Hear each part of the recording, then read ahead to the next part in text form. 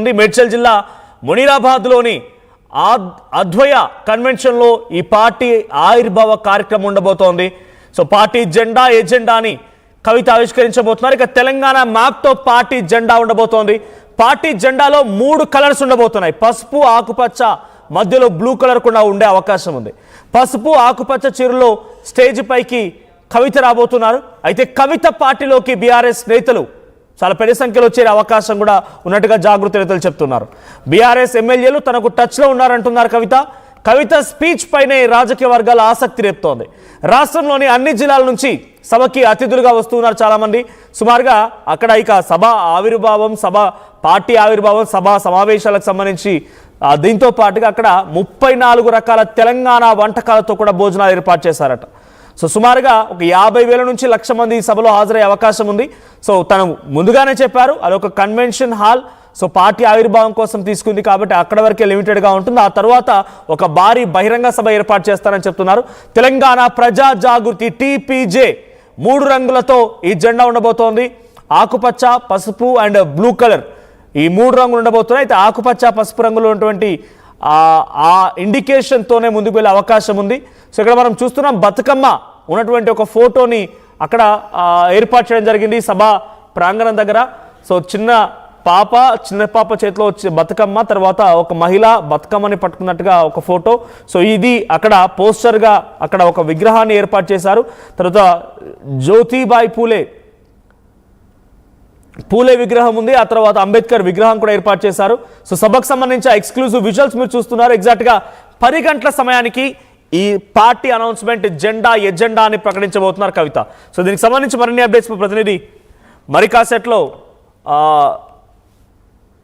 మరికాసేపట్లోనే కవిత ఇంటి దగ్గర బంజారా హిల్స్ తెలంగాణ జాగృతి కార్యాలయం నుంచి మా ప్రతినిధి మధు అందుబాటులో రాబోతున్నారు. అయితే ప్రజెంట్ తెలంగాణలో 2014 తర్వాత ఏర్పడినటువంటి పార్టీల విషయానికి వస్తే తెలంగాణ జనసమితి కోదండరాం, తెలంగాణ జేఏసీ ఆ రోజు తెలంగాణ ఉద్యమ సమయంలో అందరికీ నాయకుడిగా అన్ని రాజకీయ పార్టీలకి, ఉద్యోగ సంఘాలకు అన్నింటికి తెలంగాణ జాయింట్ యాక్షన్ కమిటీకి చైర్మన్గా వ్యవహరించిన కోదండరాం ఆ పార్టీని స్థాపించారు. కానీ పార్టీ అనుకున్న స్థాయిలో రాణించలేకపోయింది.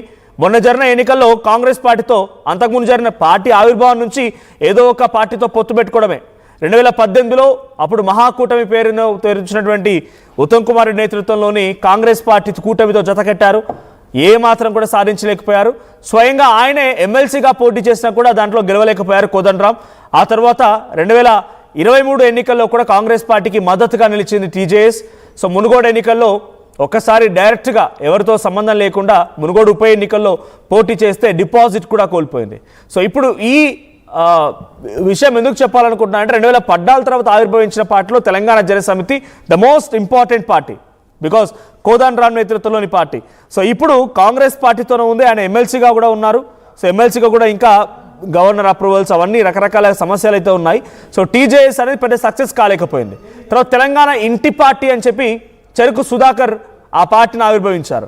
సో తెలంగాణ ఇంటి పార్టీ పేరిట కూడా ఒక పార్టీ వచ్చింది. ఆ పార్టీ కూడా అనుకున్న స్థాయిలో ఏం రాణించలేకపోయింది. మొన్న 2023 అసెంబ్లీ ఎన్నికల వరకల్లా దాన్ని పూర్తిగా కాంగ్రెస్ పార్టీతో విలీనం చేయడం జరిగింది ఆ పార్టీని. సో అంతకంటే ముందు తెలంగాణ తల్లి పార్టీని ఒకటి ఉండేది, విజయశాంతి నేతృత్వం తెలంగాణ తల్లి పార్టీ ఉద్యమ సమయంలోనే. ఆ తర్వాత ఉద్యమ నేపథ్యంలో చాలా క్రియాశీలకంగా ఉద్యమాలు నడవాలి కాబట్టి తెలంగాణ తల్లి పార్టీని TRS పార్టీతో అప్పుడు విజయశాంతి విలీనం చేయడం జరిగింది. సో ఇలా రాజకీయ పార్టీలు కేవలం తెలంగాణ ఎజెండాతో, తెలంగాణ జెండాతో వచ్చినటువంటి పార్టీల్లో తెలంగాణ జనసమితి, తెలంగాణ ఇంటి పార్టీ, తల్లి తెలంగాణ పార్టీ, తెలంగాణ రాష్ట్ర సమితి ఇవన్నీ కూడా ఇప్పుడు తెలంగాణ ఎజెండా, తెలంగాణ జెండాతో వచ్చినప్పటికీ కొంత కనుమరుగైపోయాయి, ఇంక్లూడింగ్ TRS కూడా. ఎందుకు TRS కనుమరుగైపోయిందనే మాట చెప్తున్నానంటే TRS కాస్త BRSగా మారిపోయింది. సో తెలంగాణ జెండా ఎజెండా వాళ్ళ భావాలో ఉండొచ్చు, కానీ పార్టీ రాష్ట్ర స్థాయి పార్టీగా ఇప్పుడు జాతీయ స్థాయి పార్టీని ప్రకటించేసుకున్నారు కాబట్టి ఆ పార్టీ కూడా తెలంగాణ కేవలం సెంటిమెంట్గా ఉన్నటువంటి రాజకీయ పార్టీ నుంచి రాష్ట్ర జాతీయ స్థాయికి వెళ్ళిపోయింది. అది కూడా తెలంగాణ సెంటిమెంట్ని కోల్పోయింది. సో ఇప్పుడు తెలంగాణ సెంటిమెంట్తోని సామాజిక తెలంగాణ